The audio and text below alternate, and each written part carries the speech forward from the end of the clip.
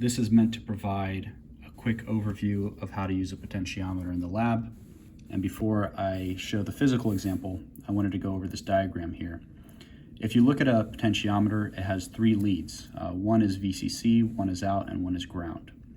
And inside of the potentiometer, you have a little slider, a little element that can move along a resistive element, right? So this is connected to out, or pin 2, and if this slider moves up, it moves along this resistive element and the resistance decreases there. And alternately, the resistance increases at this point.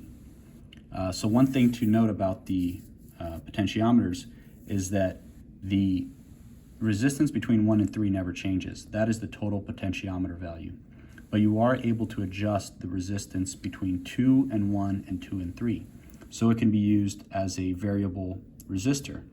If I simply make a connection in my circuit between 1 and 2 or 2 and 3, I can change that resistance. So for example, here I have a resistance between 2 and 3. And I'm going to take this little screwdriver, and as I turn this, I can decrease or increase this resistance. Now the total value, the total resistance value of my potentiometer is 100 ohms. And usually that's going to vary a little bit. So in our case, it's 108 ohms. But if I go back to pin 2, I see that I have 71 ohms, 71.8. Now that's between 2 and 3. I move this over to pin 1, and we see that it's the sum, right? That are the fraction composed by each 1 and 2 and 2 and 3 equals the total sum of our potentiometer. A potentiometer can also be used as a voltage divider. It follows the voltage divider rule. So if I have some voltage, and what I'll do here is I'll show an example with the power supply. What I'm going to do is connect.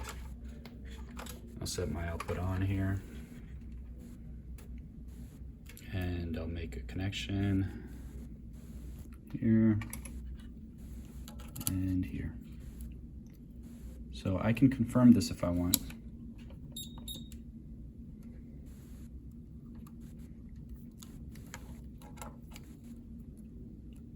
Make sure I have 5 volts going to my circuit, right? I have 5 volts, okay. But this can be used as a voltage divider, right? Because there's going to be some voltage drop across here, and then the rest, the 5 volts across the entire circuit. But this is going to be in some proportion according to our voltage divider rule. So if I move my voltage probe over to 2, we see that I don't have the 5 originally. And as I adjust this value, the resistance value, I can get my voltage to change. So that's 2 different ways that you can use a potentiometer, and hopefully that provides some clarity for you. Thanks for watching.